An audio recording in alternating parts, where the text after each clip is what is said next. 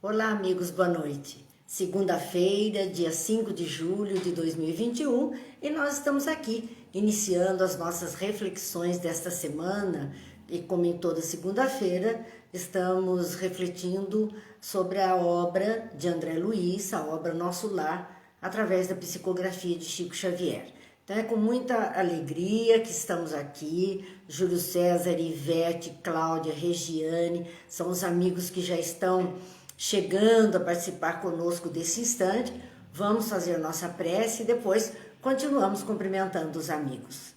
Pai de bondade, que a sua luz e a sua paz nos envolva, que os bons amigos espirituais não nos faltem, nos intuindo, nos inspirando, nos fortalecendo a fé e a esperança, para que possamos verdadeiramente caminhar e vivenciar dias melhores em nosso existir. Abençoa-nos, Pai, abençoa-nos, Mestre, hoje e sempre, que assim seja. Bem, meus amigos, vamos lá. Guto, Rosa, Gilda, Lúcia, Tânia, uma alegria porque estamos juntos mais uma vez, Sebastiana, Gil, e nós estamos vendo então o capítulo de número 40 da obra de André Luiz, da obra Nosso Lar. E neste capítulo nós temos então como título Quem semeia colherá. Já começamos esse capítulo na semana anterior e hoje estamos na sequência dos fatos. Vamos lembrar apenas, né? André Luiz estava naquelas câmaras do Ministério da Regeneração, as câmaras de retificação onde ele trabalhava, e dentro desse trabalho ele encontra uma mulher na enfermaria feminina que lhe chama muita atenção e dela ele vai acabar se aproximando. O que André Luiz percebe é que ele conhecia aquela mulher. Era Elisa, uma jovem que tinha trabalhado em sua casa quando ainda ele era também muito jovem. Tiveram um envolvimento e por conta disso Elisa acabou abandonando aquele trabalho onde ela morava, na casa de família onde ela morava, que era a família de André Luiz, e ao sair dali ela partiu para uma vida mais complicada, onde ela não teve uma boa acolhida e acabou tragicamente envolvida na sexualidade. Mas ela narra tudo isso, André Luiz. Ela conta a sua história, ele fala do jovem. Então, André Luiz está ali, de início ele está temeroso, mas depois Narcisa o orienta de que ela, afinal, estava cega. Então, temporariamente cega, porque ela desencarnou com essa condição e ainda trazia esse reflexo no perispírito. Mas futuramente ela haveria de enxergar. Então, por enquanto, ele estava protegido de ser reconhecido por ela por conta disso. Vamos lá, Dilza, boa noite, Mauro, Brígida, Denise, Rosângela, sejam todos muito bem-vindos, Cidinha, e vamos continuando. Pelo que eu estou percebendo, hoje a internet está meio complicadinha, está dando umas paradas, mas a do celular permanece, apenas aquela que eu observo o Face, ela dá aquelas paradas.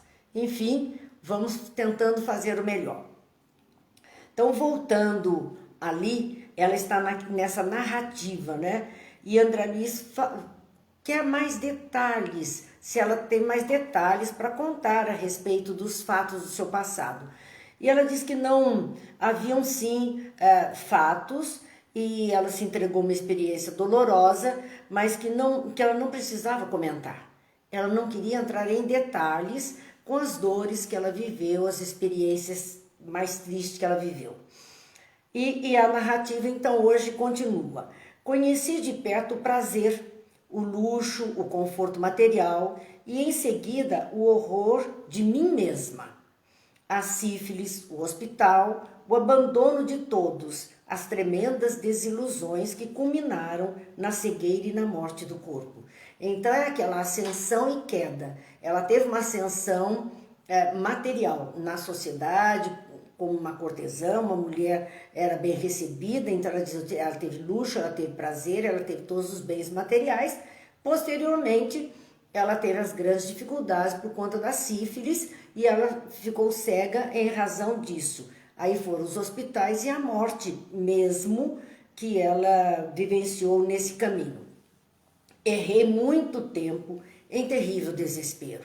Esse errei muito tempo em terrível desespero é após o desencarne, após o desencarne. Ela, no mundo espiritual, errar no sentido de andar, de sem pouso, sem parada. Então, por muito tempo, ela permaneceu nessa condição e em desespero pelo que ela estava vivendo. Um dia, roguei o amparo da Virgem de Nazaré.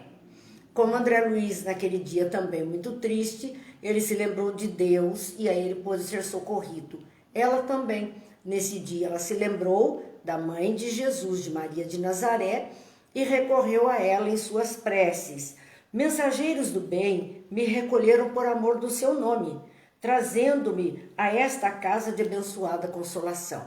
Então, após a prece, após toda a sua experiência de sem pouso, sem parada e desespero, até o dia em que ela se entrega a uma vibração melhor. Porque a oração, a prece tem esse poder, mudar a nossa frequência, a nossa faixa vibratória. Eleva a nossa frequência vibratória, melhora e assim aquilo que nós não podíamos contatar em frequências inferiores, em faixas vibratórias inferiores, passamos a ter possibilidade de contatar em altas frequências.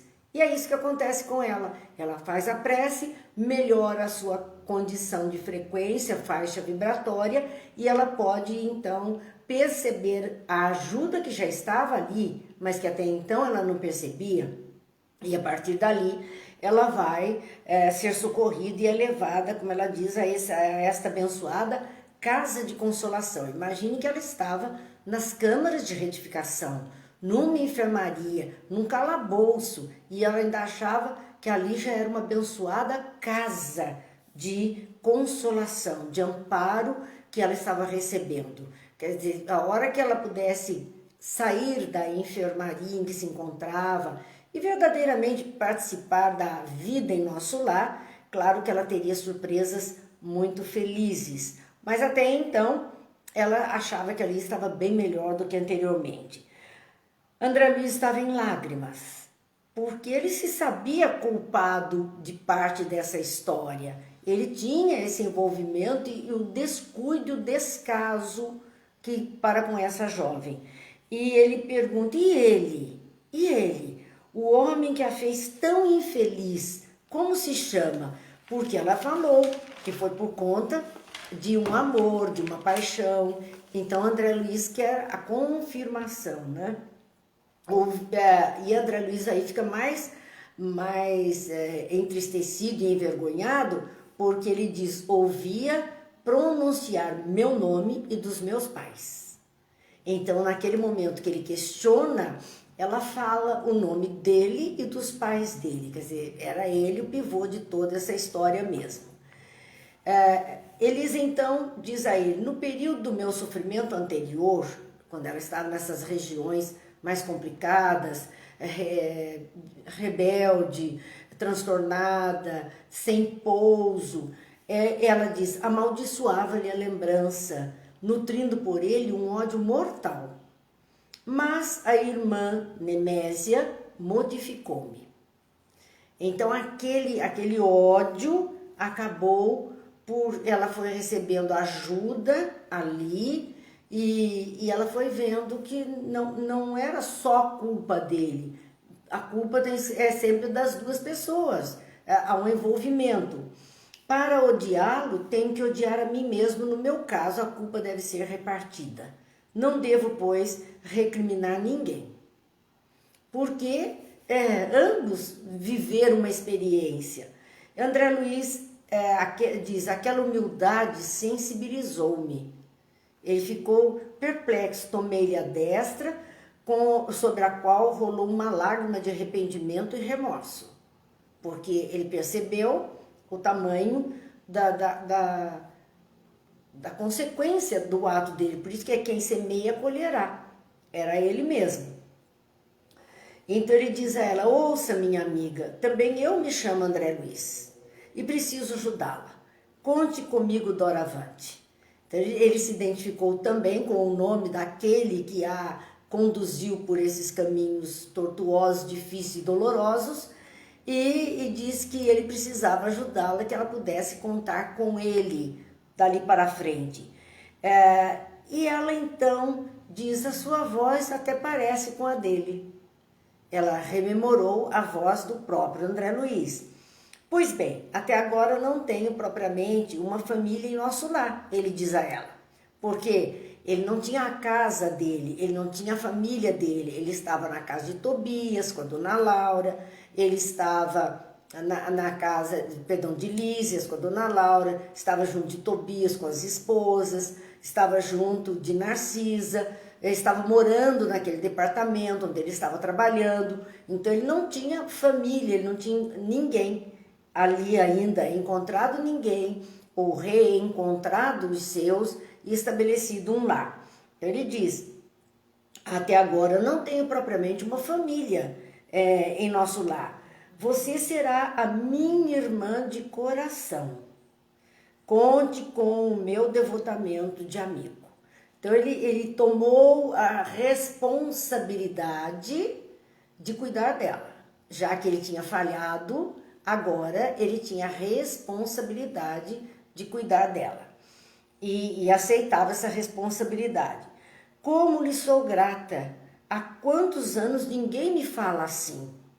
Nesse tom familiar, dando-me o consolo da amizade sincera. Que Jesus o abençoe. E ambos entraram em lágrimas naquele momento. E ela agradecia, achando que era delicadeza, bondade, generosidade, sem perceber que ele estava ressarcindo-a da dificuldade em que ele a colocou também, ambos se colocaram. Narcisa então toma as mãos de ambos, exclamando: que Jesus os abençoe. Quer dizer, era mais uma vitória, era algo mais que ele estava ganhando para si mesmo, resgatando. Então nós vemos ali, André Luiz já tinha se reencontrado com o Silveira, que era aquele que eles prejudicaram muito. Ele já tinha se reencontrado, já tinha pedido perdão por terem dificultado a vida daquele homem com a cobrança das dívidas que ele tinha. Com esse ele já tinha se acertado. Agora ele teve a oportunidade de encontrar Elisa, que era mais uma pessoa a quem ele devia alguma ajuda, algum favor. É interessante nós observarmos isso. Nada vai ficar sem ser acertado. Se temos dívida, vamos ter que nos ajustar com as dívidas. Se temos compromisso, vamos ter que arcar com os nossos compromissos. Então nós temos que ter atenção com os passos que estamos dando na vida. Porque se estivermos assumindo dívidas, elas serão cobradas a qualquer momento. Vamos dar boa noite a Lúcia, boa noite a Sandra, Cidinha, Terezinha, Jane, Sérgio, Cleusa, Thelma, Beth, olha quantos amigos, Marcelo, Lourdes, Cláudia, sejam todos bem-vindos, Ana Maria, Júlio, todos que estão conosco, nos ajudando neste momento para que possamos tecer melhores reflexões sobre tudo isso que o mundo espiritual vem nos alertar, vem nos fazer lembrar. Então, acabava aí o capítulo de número 40, com esse reajuste, quer dizer, abençoada possibilidade, porque se não se reajusta no mundo espiritual, encarnações futuras virão e teremos que nos reencontrar na qualidade de devedores, tendo que ajustar as contas. Então, procuremos fazer isso sempre do acerto, da melhoria, para não deixar muitas pendências que vão cobrar de nós muitos sacrifícios, muitas dificuldades. O capítulo 41 tem como título Convocados à Luta. E é interessante, muito interessante capítulo, porque ele está ali, e aí que nós vemos que André Luiz, ele desencarnou provavelmente em 1930, ficou 8 anos na região umbralina, como ele mesmo conta, e fazia 1 ano já que ele estava, então, em nosso lar. Tinha ficado hospitalizado e depois já estava trabalhando, né?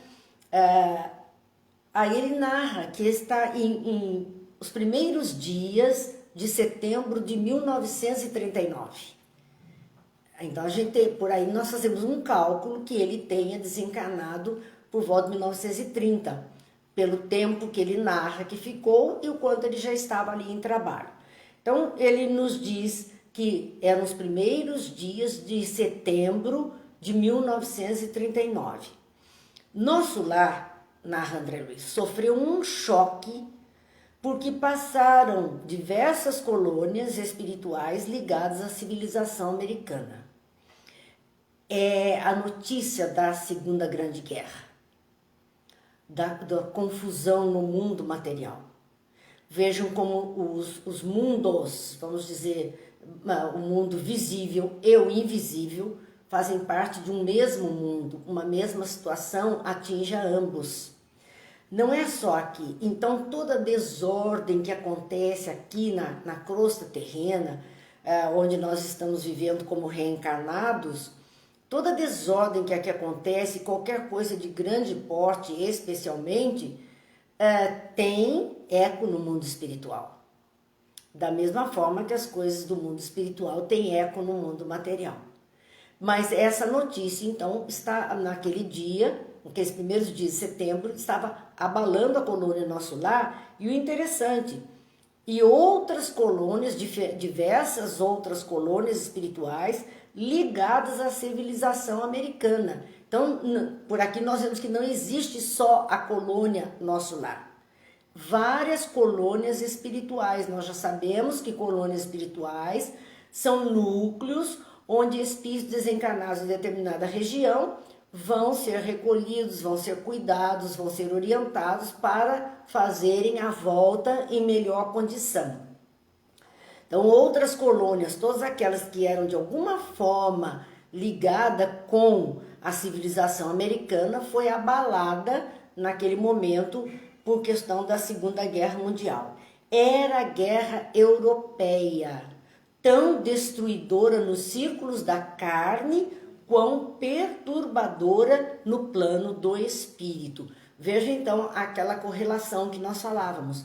André Luiz, que a guerra aqui no mundo visível, na carne, é destruidora. É destruidora. Mortes e mortes e mortes aos milhares, aos milhões aconteceram na Segunda Grande Guerra, como em todas as guerras tem acontecido, e como pandemias têm acontecido também. Então nós estamos vendo isso, vivendo um momento assim, e este momento destruidor aqui nos círculos da carne são momentos perturbadores no plano espiritual.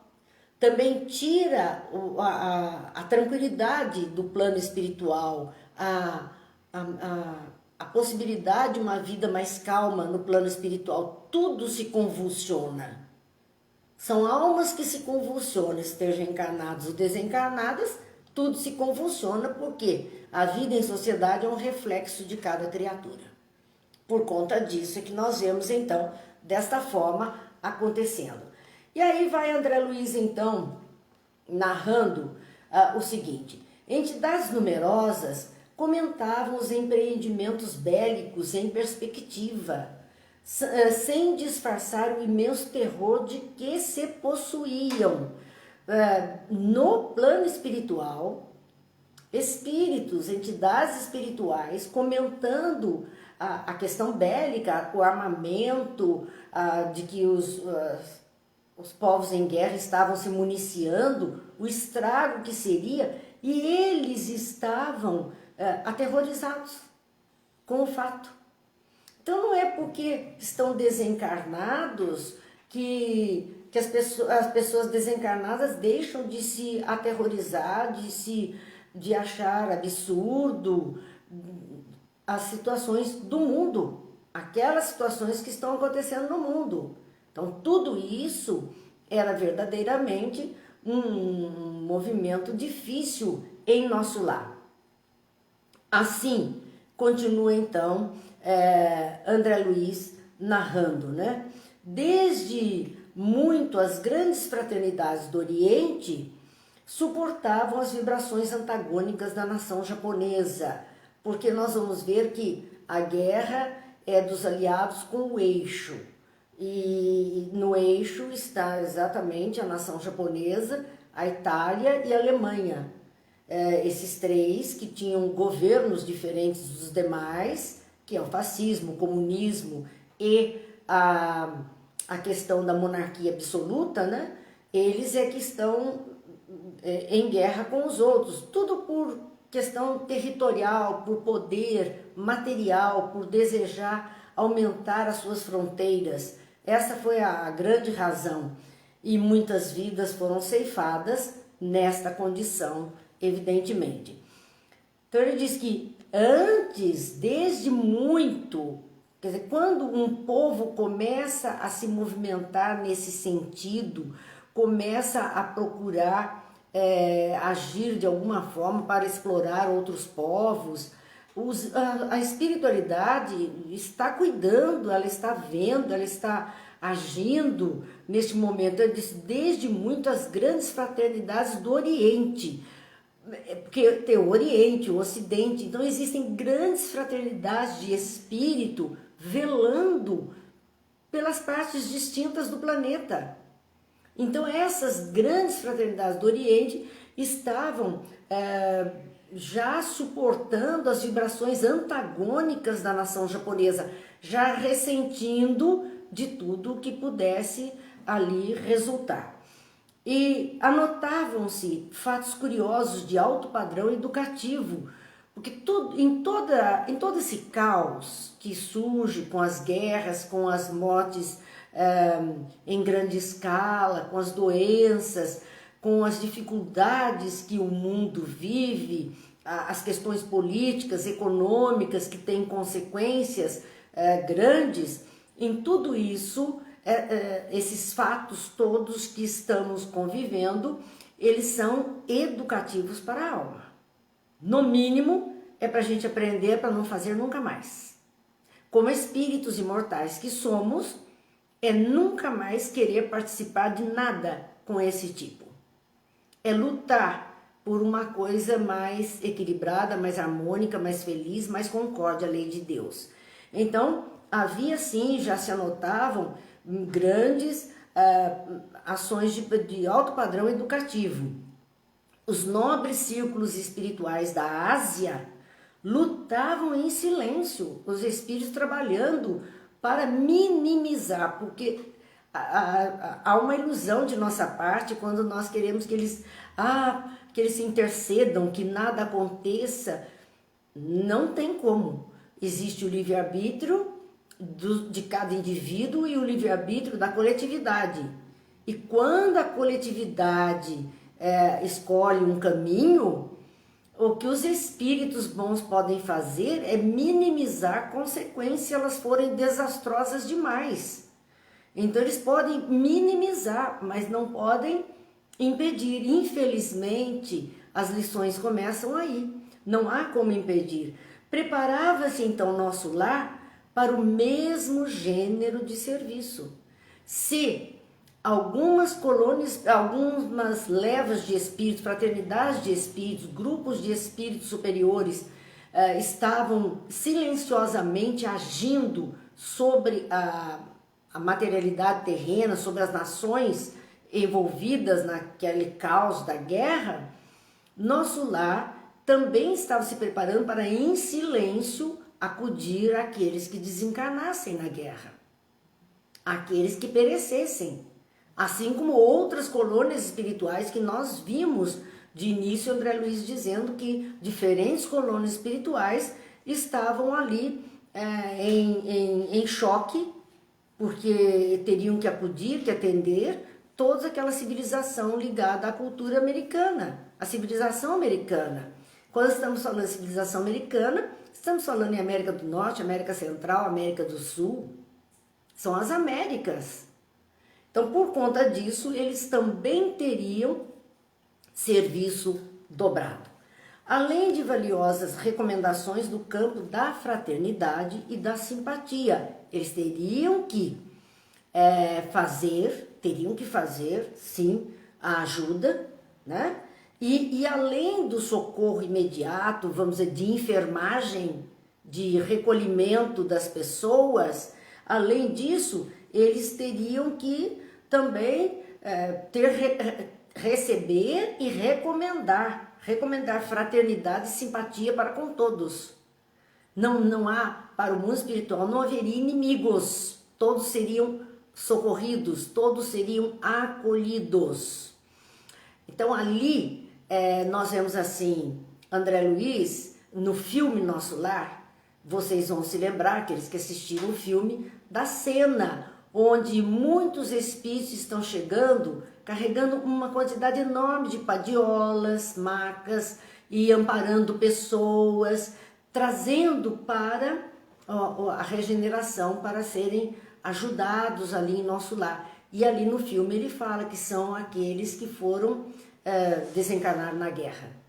Na guerra, de todas as nacionalidades, eles estão levando para ali, para acudir. Não tem esse nem aquele, não há diferença. Regiane dizendo, é errado pedir nas orações força para enfrentar as dificuldades? Não, esse é o correto. Pedir forças para enfrentar as dificuldades são nossas e somos nós que temos que enfrentar. Então o correto é pedir força. O que acontece é que muita gente, em vez de pedir força para enfrentar a dificuldade, ela pede para que a dificuldade seja tirada do seu caminho, para que a dificuldade, que os amigos espirituais dêem um jeito na situação. E isso compete a nós, porque isso é parte da nossa educação de espíritos. Então nós temos que pedir força, clareza de entendimento, lucidez para fazer escolhas melhores. Isso que nós devemos mesmo pedir. Vamos lá, boa noite, Lígia também chegando, Regiane chegando, Clemilda, Sueli, Gil já tinha até comentado, né? Então, sejam bem-vindos. Continua ali André Luiz observando e narrando que determinou o governador, nosso lar, tinha uma governadoria, tinha os ministérios com os ministros e a governadoria. E esse governador determinou cuidado na esfera do pensamento, preservando-nos de qualquer inclinação menos digna de ordem sentimental. Vamos reler isso aqui, porque isso aqui é de uma importância que se presta a todo momento. O que foi determinado? Cuidado. Cuidado em quê? Na esfera do pensamento. Nós temos visto muito nesses estudos falar sobre o nosso pensamento, a força do nosso pensamento, o cuidado que precisamos ter, a seleção que precisamos ter de pensamento, aquele orar e vigiar e até os nossos pensamentos. Então, cuidado na esfera do pensamento, preservando-nos de qualquer inclinação menos digna de ordem sentimental. Porque às vezes, né, pensa-se o mal, pensa-se na destruição do outro, pensa-se alguma coisa complicada, algo menos digno, movidos pelo sentimento, pelas paixões. Então, o cuidado é esse. Claro que as pessoas se envolvem, são sentimentos ali de tomar partido de um grupo ou de outro na guerra, de entender o outro como inimigo, e para o inimigo tudo vale para a sua destruição, e para os amigos tudo vale para a sua salvação. Sim, muitas vezes pensamos assim. Então era esse cuidado de não nos envolvermos, ou eles não se envolverem na ocasião, com sentimentos que levasse a tipos de pensamento menos digno. Espíritos superiores nessas circunstâncias passam a considerar as nações agressoras não como inimigas. Olha, nações agressoras, então aqueles que promoveram a guerra, aqueles que estavam invadindo, que literalmente nós chamamos de inimigo. Aquele que prejudica, aquele que quer destruir, aquele que invade, nós chamamos de inimigo, odiamos o inimigo, queremos a destruição do inimigo. Normalmente, a grande parcela da humanidade terrena procede assim. No entanto, os espíritos superiores em guerra, no momento de guerra, eles não têm as nações agressoras como inimigas. mas como desordeiras. Elas quebram a ordem da paz, da harmonia, da fraternidade, elas quebram a ordem da lei divina. Então não são tidas como inimigas, mas como aquelas que promovem a desordem, o caos no equilíbrio das nações e das criaturas. Então, são como desordeiras, cuja atividade criminosa, porque é um crime transgredir na lei de Deus, como na lei humana, quando se transgride é considerado crime, imagine na lei de Deus, e especialmente quando vai envolver tantas pessoas assim. Então, é uma atividade criminosa e é imprescindível reprimir. Os espíritos não são fáceis não passam a mão na cabeça. Eles não têm como inimigo, eles têm como criaturas, criaturas desordeiras. Mas você não passa a mão na cabeça do desordeiro. Tem que pôr ordem nas coisas. Então é imprescindível reprimir a desordem, fazer a ordem voltar no equilíbrio, na harmonia para todas as criaturas. Salúcio, então, está ali. Salúcio era aquele companheiro também do departamento em que André Luiz estava trabalhando no Ministério da Regeneração, lá das câmaras retificadoras. E ele diz: infelizes dos povos que se embriaguem com o vinho do mal. Agora, era ainda dentro daquela ideia, quem semeia, colherá. Ele já está dizendo, infeliz daquele povo que vai semear o mal, que se embriaga com o vinho do mal, quer dizer, se ilude, se engana com o mal, se envolve, se apaixona pela atitude maldosa. Infeliz desse povo. Ainda que consigam vitórias temporárias, porque sim, muitas vezes conseguem, o mal consegue aparentemente vencer o bem em determinados momentos, elas servirão somente para lhes agravar a ruína, acentuando as derrotas fatais. Porque o mal vai ser derrotado. É fatal. Porque o mal é só a ausência do bem, e o que existe é só o bem. Então ele vai ser derrotado. Cedo ou tarde ele dilui, ele acaba, ele é derrotado. E essas criaturas envolvidas, elas estarão ali servindo, vão cair em ruína, porque não vão se sustentar diante do mal que estão projetando. Quando um país toma a iniciativa da guerra, encabeça a desordem na casa do Pai e pagará um preço terrível. Porque a casa do Pai, a terra, é uma das moradas da casa do Pai, né? Há muitas moradas na casa do meu Pai, disse Jesus. Então, a terra é uma das moradas da casa do Pai. Quando alguém, falando da terra, o nosso planeta, quando algum país se levanta em guerra, quer destruir o outro, arruma esse caos, ele desorganiza o equilíbrio desse planeta. Ele desorganiza, por isso que ele não é entendido como inimigo, mas como um desordeiro. E como um desordeiro tem que ser reprimido. Porque ele leva à dificuldade da vida, à desordem no mundo. Um país que se desorganize é uma rede. É uma rede porque tem negócios, economia, exportações, importações. Ninguém no planeta, nenhum país nesse planeta vive sem se relacionar com outros países. Todos precisam uns dos outros.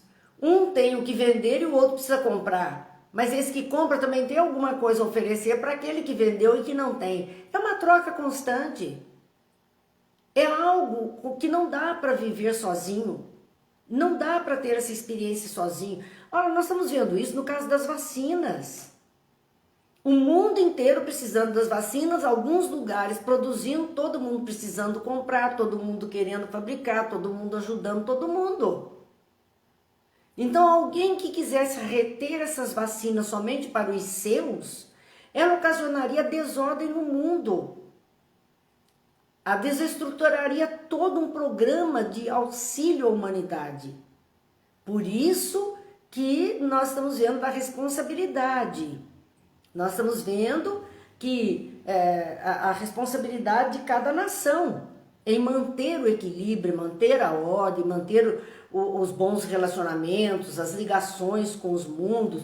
Então, a ideia de fechar fronteiras, de excluir o outro, tudo isso é muito ruim, quando nós precisaríamos ter o trânsito entre todos para que tudo fluísse de uma forma tranquila e feliz. Sabemos que não é tão fácil, sabemos que há momentos mais complicados, momentos mais difíceis, mas nós sabemos que é possível, que vamos conquistando esse equilíbrio. Se pensarmos há anos atrás, não tínhamos tantas facilidades de intercâmbio entre um país e outro, uma nação e outra, não existiam. Hoje, através de diplomatas, nós temos muito mais ligações.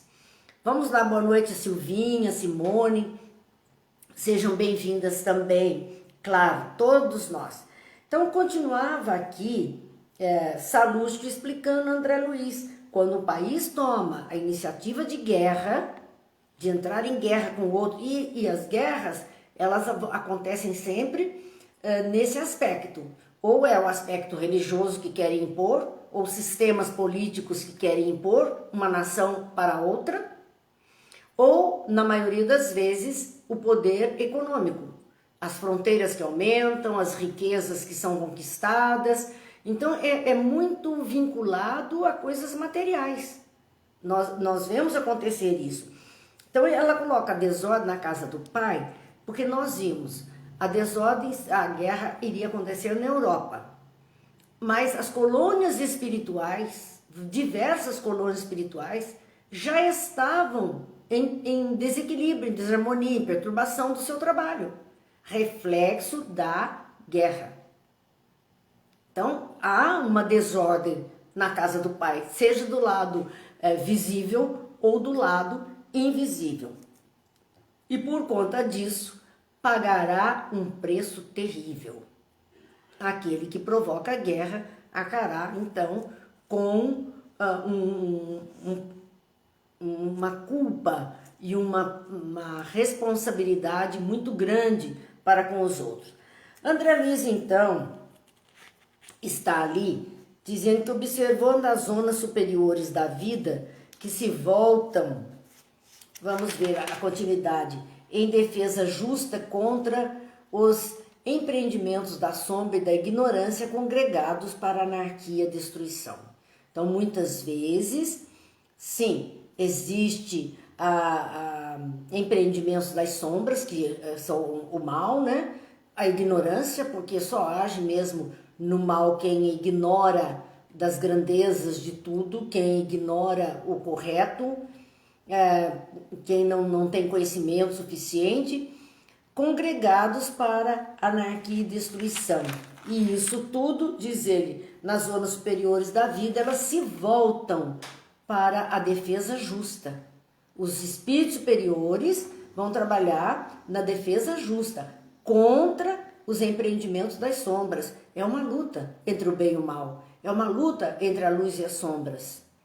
É uma luta entre o visível e invisível que está ali se apresentando como destruição da humanidade. Esclareceram meus colegas de trabalho que nos acontecimentos dessa natureza, os países agressores convertem-se naturalmente em núcleos poderosos de centralização das forças do mal. Aquele que agride, ele está sempre apoiado por forças negativas, forças do mal. Porque as forças do bem não agridem nunca. Então, toda e qualquer agressão, momentânea ou mais duradoura, ela é resultante, sim, desta influência das forças do mal. Mas só houve a possibilidade dessa influência porque aquela pessoa deu brecha, ou aquela nação deu brecha, aquela sociedade, aquele grupo de pessoas permitiu, deu chance. Por conta disso é que é possível, então, haver essa influência do mal, promovendo as dificuldades. Então, a guerra, os países agressores, aqueles que invadem, que matam, que destroem, converte-se naturalmente em núcleos poderosos de centralização das forças do mal. Esses povos, com exceção dos espíritos nobres e sábios que lhes integram os quadros de serviço, embriagam-se no contato dos elementos de perversão que invocam das camadas sombrias. Ainda assim, mesmo entre criaturas maldosas, povos mais aguerridos, desejos destruidores, mesmo nessas nações dispostas a esse tipo de situação, o que acontece é que existem ali e em todo lugar espíritos nobres, espíritos sábios, que é para ajudar a mudar aquelas cabeças, aquele jeito de ser das criaturas. Então esses espíritos se sacrificam e vão viver naquelas regiões mais difíceis, naqueles povos mais difíceis, para poderem ajudar a educação desses espíritos para a sua evolução. Jesus é o grande exemplo disso. Ele veio à Terra de espíritos endurecidos, ignorantes, ainda selvagens, ainda muito voltados às paixões, e ele é um espírito luminoso, um espírito de altíssimo grau. Ele veio para ajudar.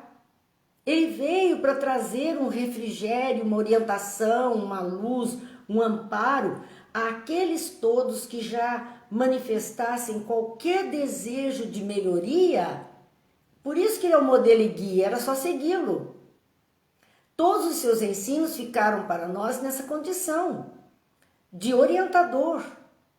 São ensinos orientadores de um comportamento ideal e concorde à lei de Deus, que é a lei do amor. Agora, depende de nós querer ou não seguir. Aí sim. Então aqueles que estão mais, são espíritos mais maduros, que estão aqui reencarnados, diante desses ensinos, traçam um caminho de vida mais digno, mais ético, mais moralizado. Outros não percebem a grandeza disso e não se interessam em mudar a sua maneira de ser. Não se ocupam, não é do seu interesse esse tipo de ocupação. Mas muitos espíritos bons estão entre os maus para ajudar.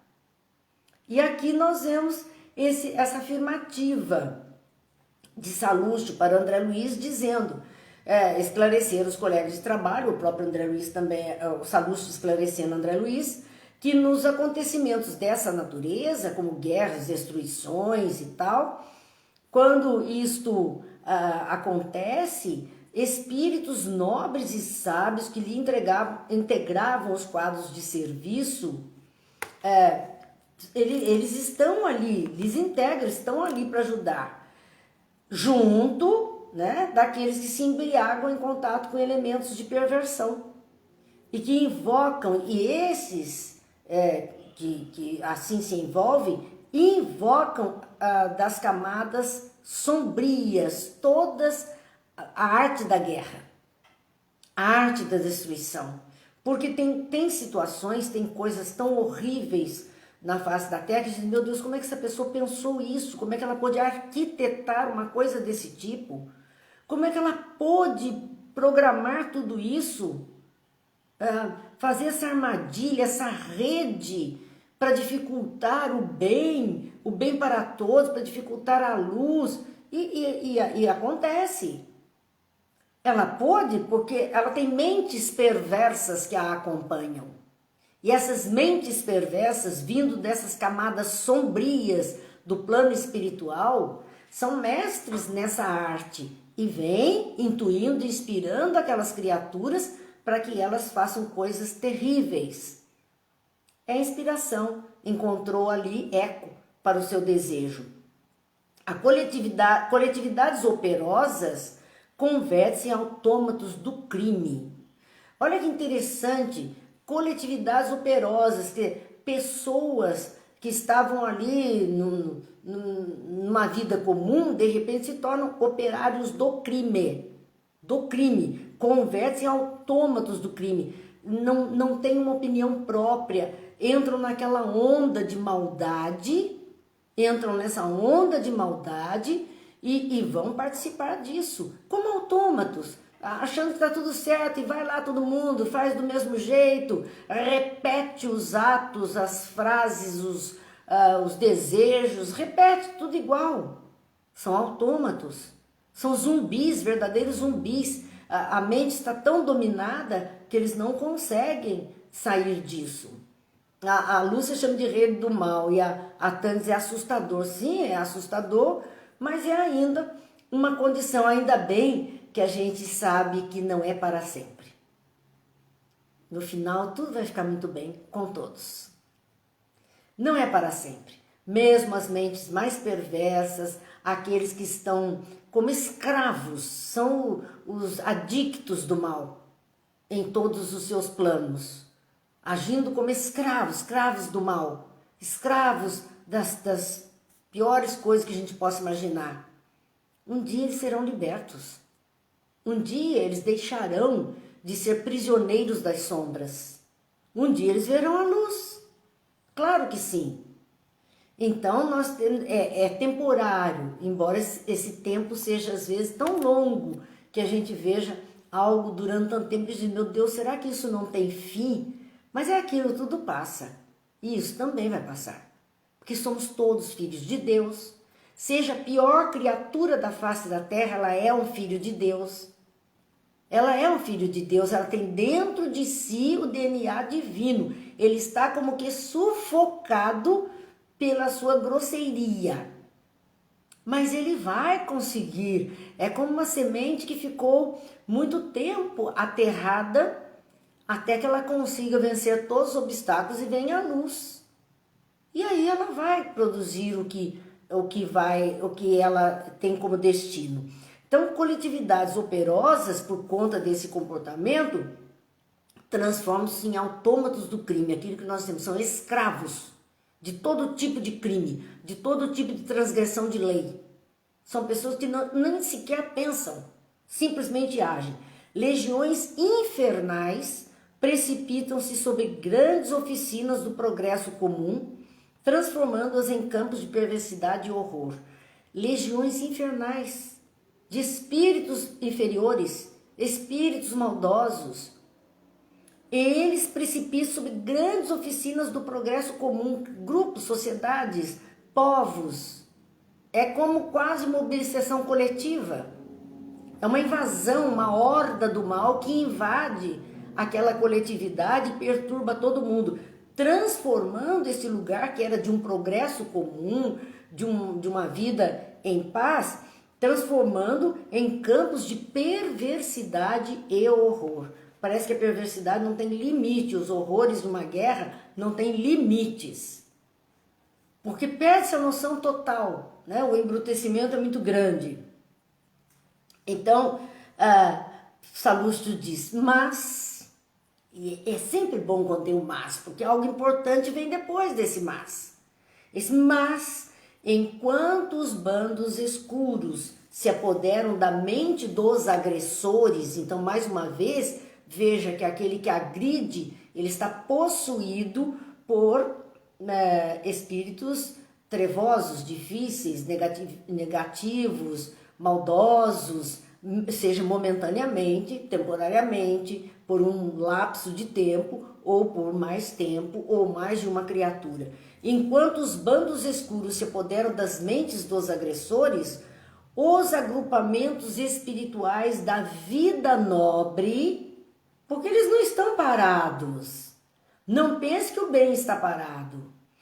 Os agrupamentos espirituais da vida nobre movimentam-se em auxílio aos agredidos. Estão se movimentando para ajudar aqueles que estão sofrendo a agressão. Se devemos lastimar a criatura em oposição à lei do bem, porque sim, é lastimável ver uma pessoa se entregar a tanta maldade, a tanta coisa errada, a tanta coisa ruim, se enterrar nessas trevas do mal. Se devemos lastimar, prantear mesmo a criatura assim, muito mais lamentar o povo que esqueceu a justiça. A justiça é tão importante. E é um povo inteiro numa guerra, esquecendo a justiça. E de repente, essa justiça, onde a justiça maior é a lei de Deus, né? A justiça maior, somos sim, vivemos debaixo de leis humanas, a justiça humana existe, mas a divina supera tudo. E a divina mostra um caminho grandioso e muito mais de lamentar um povo que esqueceu as leis de Deus, se tornou impiedoso para com as criaturas. André Luiz, então, reflete um pouco, dizendo, logo após os primeiros dias das primeiras bombas, então já estava começando mesmo a Segunda Guerra Mundial, né? Setembro de 1939. Então, logo após os primeiros dias das primeiras bombas em terra polonesa, encontrava-me ao entardecer nas câmaras de retificação com Tobias e Narcisa, quando inesquecível clarim se fez ouvir por mais de um quarto de hora. Eles ouviram um toque de um clarim, uma música, e eles, uma coisa inesquecível. Ele não tinha ouvido isso antes ainda ali em nosso lar. Lembram-se que sempre às 6 horas da tarde tocava uma música, era a hora da prece, isso tudo eles conheciam, mas era um toque diferente de um clarim que até então ele não tinha ouvido. Logo que as primeiras bombas caíram na Polônia. Então, por conta disso, eles ouviram ali nas câmaras de retificação esse clarim. Por mais de um quarto de hora, foi um toque bem longo, porque mais de 15 minutos, aquele chamado, né? Aquele clarim tocando um chamado. Profunda emoção nos invadira. Todo mundo ficou em alerta, como uma sirene tocando e todo mundo já em alerta. Narcisa, então, diz a ele, é a convocação superior do serviço de socorro à terra. Era a hora de entrar em cena na terra. As primeiras bombas caíram. Então, era a hora de socorrer aquelas pessoas que pereceram no evento que eles estavam presenciando. Tobias diz, temos o sinal de que a guerra prosseguirá com terríveis tormentos para o espírito humano. Já que ela iniciou, as primeiras bombas caíram, ele fala, já é o sinal de que muitas dores, muitos sofrimentos vão acontecer para o espírito humano na face da terra. Embora a distância, toda a vida psíquica americana teve sua origem na Europa, diz ele. Então, porque as Américas são terras mais novas. A Europa é o velho mundo. Então, queira ou não, a origem veio do velho mundo. Teremos grande trabalho em preservar o novo mundo, porque o que estava acontecendo na Europa refletia no psiquismo daquelas almas encarnadas, nós almas encarnadas em terras americanas. Porque a origem, o psiquismo, a origem estava vindo da Europa. Então, algo que violentasse os irmãos europeus afetariam os americanos de alguma forma. Profundo silêncio caiu sobre o Ministério da Regeneração. Porque o Ministério da Regeneração era o primeiro, era o que recebia todo mundo. Os que chegassem passavam primeiro por ali, pelas câmaras de retificação, encaminhados aos hospitais, ali que começava a trajetória. Então, era o pronto-socorro do mundo espiritual. Numa situação de guerra, imagine como iria ser o trabalho. É a situação da pandemia que nós estamos vendo nas primeiras linhas de atuação, que são os pontos de socorro inicial que as pessoas são levadas. Tobias diz, quando soa o clarim de alerta em nome do Senhor, então é um chamado de Jesus. Era o alerta do Cristo, para os cristãos, para ajuda humanitária verdadeira. Não ajuda humanitária que favorece um, desfavorece o outro, leva para o lado material. Aqui é ajuda humanitária verdadeira, de alma para alma. Então ele diz, quando soa o clarim de alerta em nome do Senhor, precisamos fazer calar os ruídos de baixo para que o apelo se grave em nossos corações. Por isso que André Luiz disse assim, que um profundo silêncio caiu sobre o Ministério da Regeneração. Aquele silêncio que fala, aquele silêncio que é pesado, que ninguém ousa se mexer, parece que até respirar vai comprometer o silêncio. E eles, quando o chamado de Jesus se faz, é assim mesmo, é preciso calar tudo que venha de baixo, tudo que seja do humano, para que esse chamado penetre o nosso coração, se grave em nosso coração. Após a última nota daquele clarim, então quase que mais de 15 minutos, o chamado para a atenção, que o trabalho seria então redobrado. Após a última nota, fomos a Grande Parque observar o céu. Sabe, porque a câmara de retificação é subsolo. Então eles saíram do subsolo, foram para o céu aberto observar o céu. Profundamente comovido, vi inúmeros pontos luminosos parecendo pequenos focos resplandecentes e longínquos. Então Tobias diz, esse clarim é utilizado por espíritos vigilantes de elevada expressão hierárquica. Então todas essas luzes, pequenas luzes que André Luiz observava, eram vigilância. E o clarim era usado, o chamamento era atenção para com a situação de perigo que se apresentava. Então eram os vigilantes que estavam ali, espíritos vigilantes, de elevada expressão hierárquica. Não era qualquer um que poderia permanecer na torre de vigia. Eram espíritos com muito conhecimento, com muita condição, que estavam ali fazendo o seu papel.